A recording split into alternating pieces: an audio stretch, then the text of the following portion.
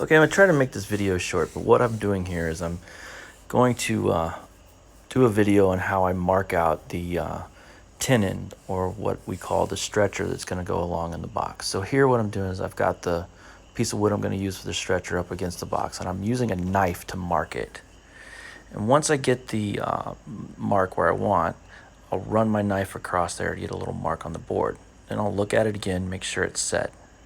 If it's not quite right, like it is here, then I go ahead and put another knife mark there. You'll note that I'm not using any pencils. And once you get the knife mark where you want it, then you put your knife in the cut you made. You slide your rule up to your knife. It's important. Put your knife in, slide the rule to it. And that's important because the knife mark is what you're going to be using as your guide to cut. So you always slide your rule up to it. And we don't use pencils because pencils are about 1 millimeter to 2 millimeters thick, and that's going to give you the wrong dimension. And here what I'm doing is I'm showing you that I'm looking for the face of the grain that I want to be on the front side of the box, what you're going to see. And now I'm going to mark it as face. And then when I set it up against the board, this is how much I need to cut off. So I'm going to take this board down, and again I'm going to use my knife to mark the bottom of this board. So where that knife mark is, that's what I'm going to cut off.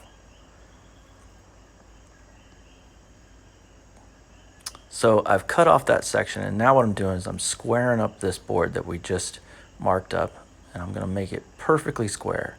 It has to be perfectly square because when we cut our tenons, we want it to go straight flush into our mortise.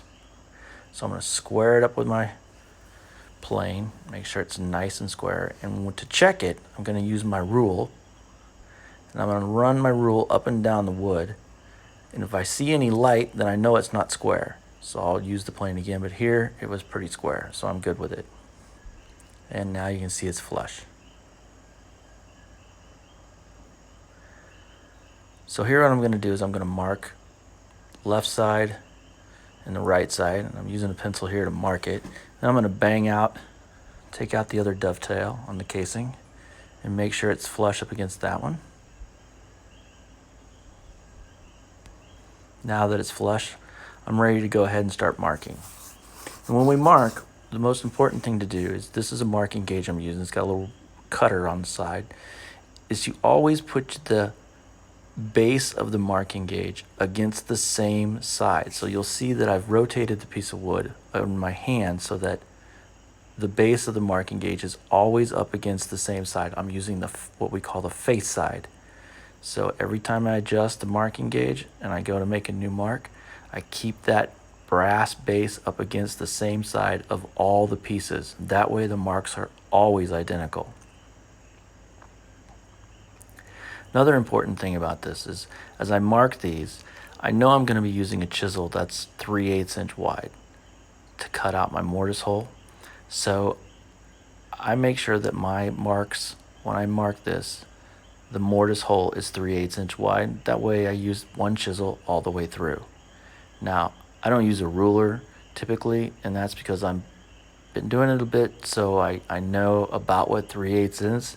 So I go ahead and just kind of eyeball it. Typically I'm dead on, but sometimes I'm off. So if I think I'm off, then I'll take my chisel and I'll set it up against my lines just to make sure that I'm at 3/8. Or you could use a 1/2 inch. Now here I'm just showing you that after I've marked it out, I darken it out with a pencil, and that way I know what I'm cutting out on each piece. So wherever the pencil's being marked, that's waste, that's coming off the board. And where it's not, that's staying. There you go.